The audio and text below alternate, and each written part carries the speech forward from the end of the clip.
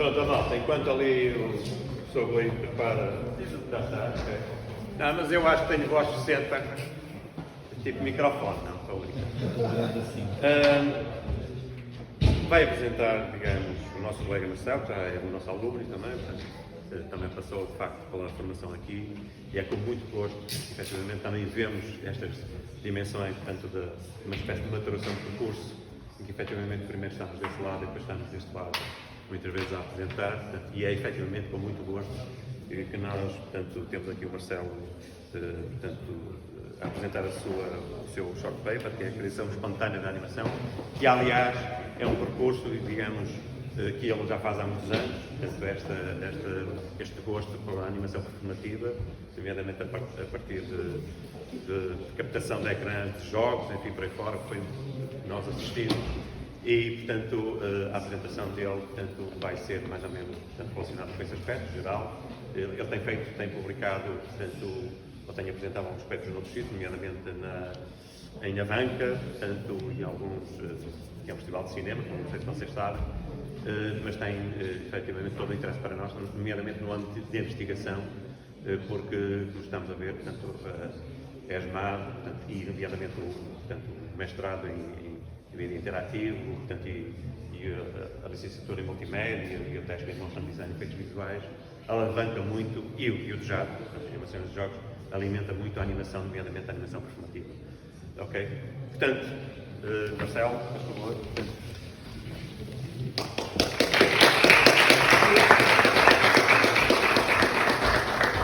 E agradecer ao professor Horácio por este compasso de espera.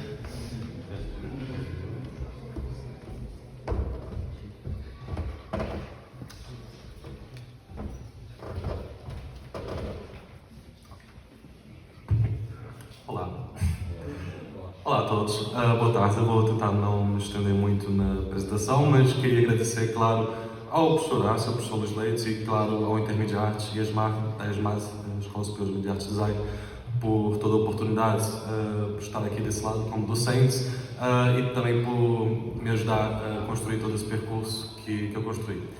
Atualmente sou designer de multimédia, minha especialização principal é na animação, principalmente aqui animação performativa, com capturas de movimento. Sou docente aqui na ESMAD, na licenciatura em multimédia, é um grande gosto ter aqui muitos alunos presentes. Também do curso de Motion Design e Efeitos Visuais. E queria partilhar um pouco, um pouco daquilo que eu dou aos alunos no âmbito do Motion Design e da captura de movimento. E a minha participação é em dois momentos principais, dois momentos muito importantes de um projeto de animação, que é o seu começo e o seu fim. E é isso que eu vou explorar aqui então nesse artigo, que se chama A Criação Espontânea da Animação.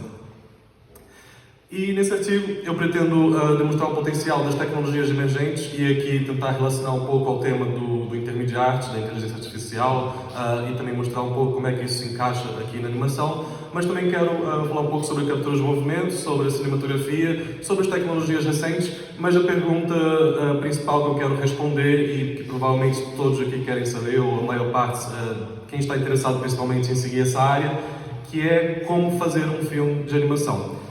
E qual é a versão mais simples, possivelmente, disso? E o que eu quero mostrar é que é possível todos fazerem isso atualmente com todos os recursos disponíveis.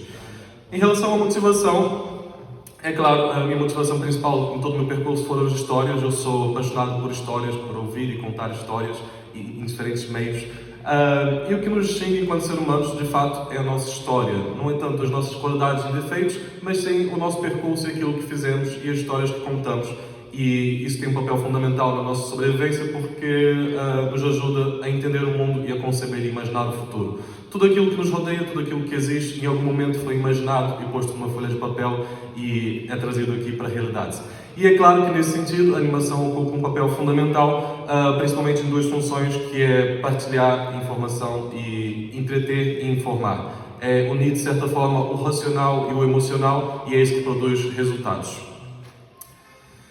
E isso aqui é um quadro abstrato que basicamente é o que eu digo lá aos meus alunos do MDev, é a versão, o raio-x de um filme animado, e aqui temos várias etapas, vários processos, e é claro que para muitos alunos que estão aqui no primeiro ano, ou pessoas que nem sequer tiveram contato com a animação, numa versão inicial pode ser algo muito assustador, e a verdade é que existe uma infinidade de tutoriais no YouTube e de repertórios de conhecimento, trabalhos, etc., estilos, técnicas, etc. e tal, mas o que importa entender é que há uma visão geral disso, há todo um processo geral disso que engloba essas diferentes etapas e que eu vou explicar já de seguida.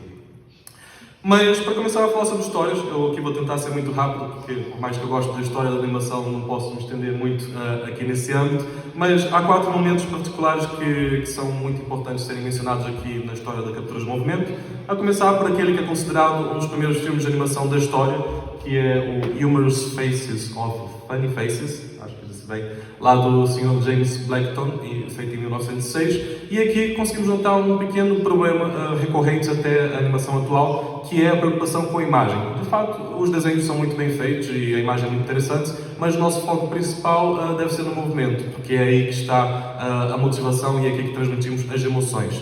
Como diria o Sr. Fernando Peorito, que esteve aqui há uns dias atrás, e aqui vou buscar uma frase que ele disse que é muito relevante, uma linha, por mais simples que seja, um ponto bem animado, consegue transmitir muito mais emoções do que uma obra de arte que tem um movimento assim um pouco estranho.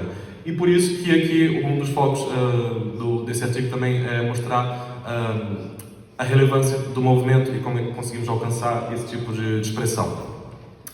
De seguida, outro senhor que notou esse problema e que estudou e contribuiu de certa forma para melhorar isso foi o senhor John... não, desculpem, o nome aqui está mal. Na verdade é o Max Fletcher, que ajudou de certa forma a criar a primeira técnica considerada a primeira técnica de captura de movimento, que é a rotoscopia, que basicamente é desenhar vários frames a partir de um registro em tempo real.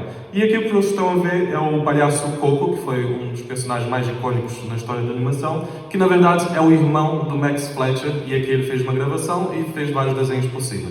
Isso aqui ajudou a criar um movimento muito mais expressivo e também impulsionou diversas produções que vieram nos anos a seguir, nomeadamente aquele que é considerado a primeira longa-metragem de animação da história. Atenção, longa-metragem, não é o primeiro filme, mas lá está, essa técnica chamou a atenção do Sr. Disney, lá do Walt Disney, que criou aqui a Branca de Neve e os Sete Anões em 1937, que foi feito através dessa técnica. E se forem notar, os personagens são muito expressivos, tanto no rosto quanto nas mãos, porque esse filme foi feito através da rotoscopia e ele queria enfatizar aqui essa teatralidade dos atores e da expressão visual dos personagens.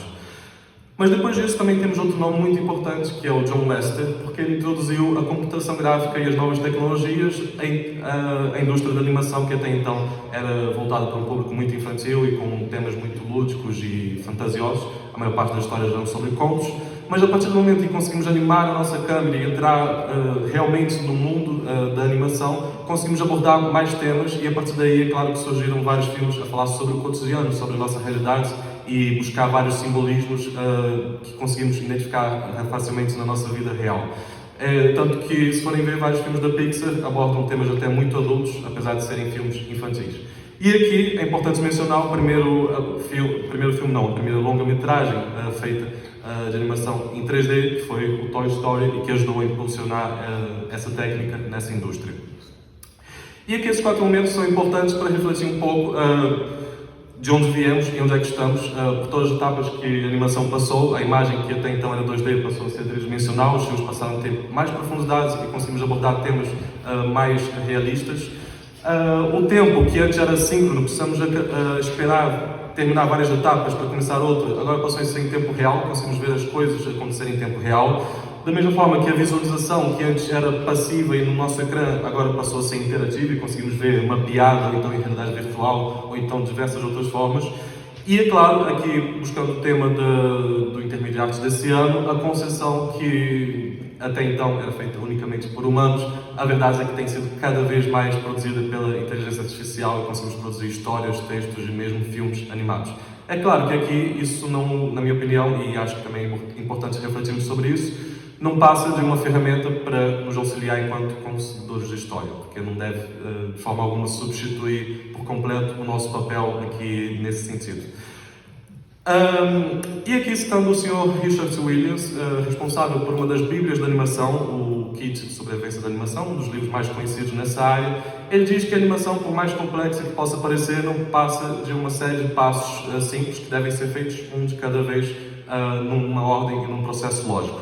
Isso aqui é um gráfico assim um pouco assustador, mas é isso que eu partilho lá com os meus alunos, e a verdade é que essa é a visão geral de todos os projetos de animação. Temos um projeto que é dividido em 3 etapas, a pré-produção, a produção e a pós-produção, só que a verdade é que dentro de cada uma dessas categorias há uma infinidade de coisas que podemos fazer e em cada uma dessas etapas temos diferentes processos. E é importante distinguir então o projeto do processo. Enquanto que o projeto vai ser sempre o mesmo, os processos podem ser diferentes dependendo do propósito que nós queremos.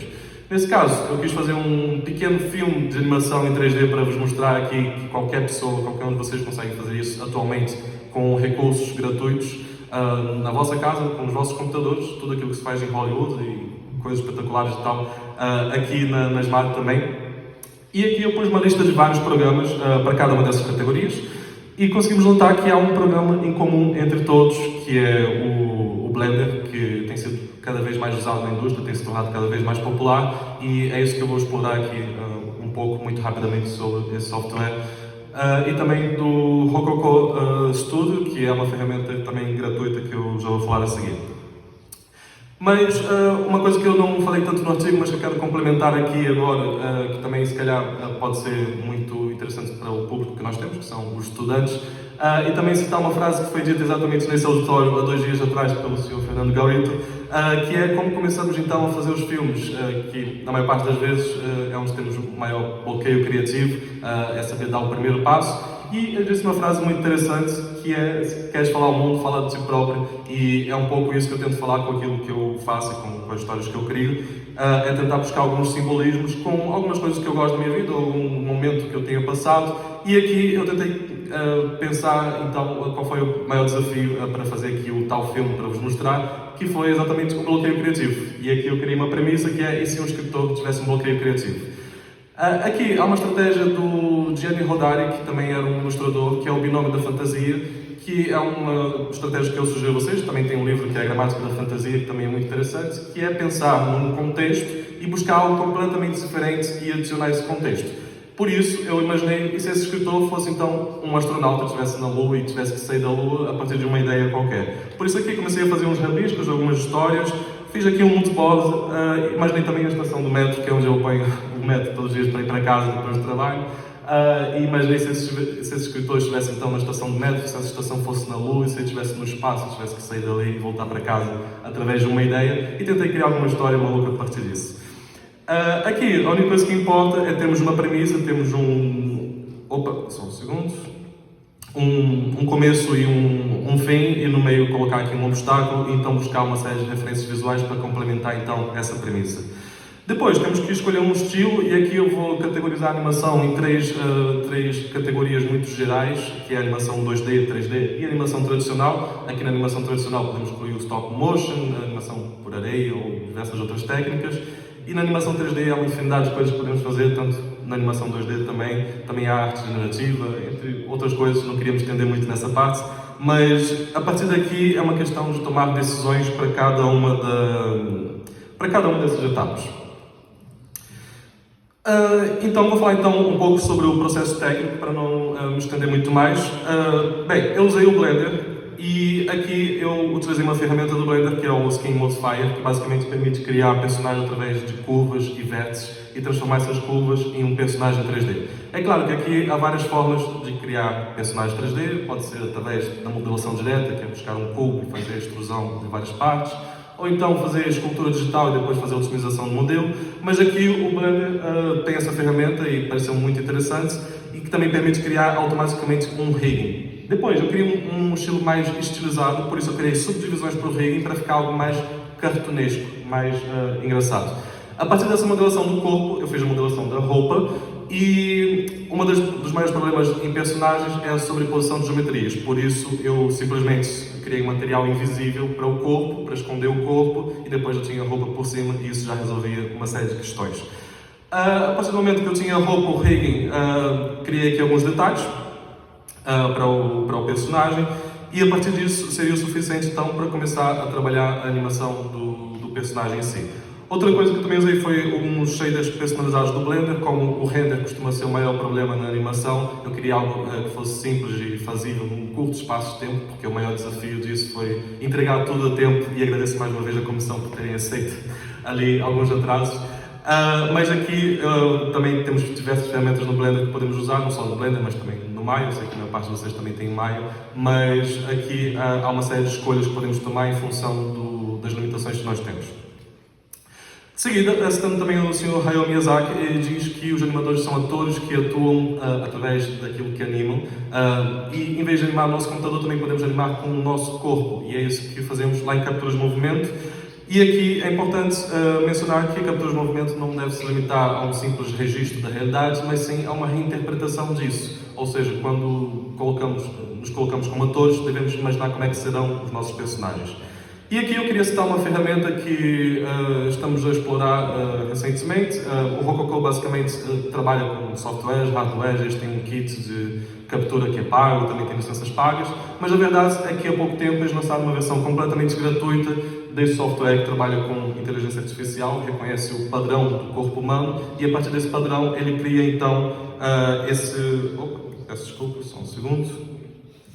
Ele cria então esse esqueleto a partir desse padrão que permite então ser exportado para um personagem em 3D. Aqui há uma série de possibilidades, mas também há uma série de limitações, nomeadamente a rotação do personagem. A partir do momento em que eu me viro, ele já começa a ficar ali um pouco mal. Também em relação às deslocações, aos nivelamentos, se eu sentar ou subir uma escada, se der um pulo, qualquer dessas coisas pode ser muito limitante e restritivo para a animação do personagem, mas a verdade é que também conseguimos fazer muitas coisas com isso de uma forma muito imediata e muito otimizada também, para soluções específicas. Então, a partir desses dados capturados, eu apliquei lá no Blender ao nosso personagem através do processo de retargeting, que basicamente é transpor os dados capturados a um esqueleto virtual. Aqui a vantagem é que, tanto no Blender quanto no Maya também temos isso, é a subdivisão do esqueleto, em que conseguimos manter essa subdivisão e esse estilo visual por causa do rigging que foi criado. Aqui, quando falamos de capturas de movimento, também é importante termos algum controle na edição e no tratamento desses dados, e aqui uma das ferramentas do Blender é o NLA Editor, que basicamente permite editar diversos clipes de animação e fazer certos ajustes, por exemplo, em sobreposição de geometria, quando a mão entra dentro do corpo e lá tirar a mão, ou então quando há algum movimento que não parece muito natural, ou então quando queremos enfatizar algum movimento, e aqui entra o nosso trabalho como animador, é tratar esses dados e conseguir o propósito que nós queremos com o projeto. E, por fim, o Blender também possui diversas ferramentas de render, de composição, e ele tem se destacado muito pelo seu processamento gráfico, pela sua qualidade em pouco tempo, e claro, por ser gratuito e ser open source, ou seja, várias pessoas conseguem modificar aquilo. A cada mês ele tem sido atualizado e é cada vez mais ferramentas e mais recursos para todos nós contarmos as nossas histórias em 3D. Aqui são alguns exemplos do que eu usei para fazer a composição do cenário, do plano de fundo, e aqui eu queria um estilo assim mais 2D, mais estilizado. E por fim vou mostrar então o filme, como é que ficou, e é algo muito curto e eu também já me estendi no tempo, por isso, sem mais delongas.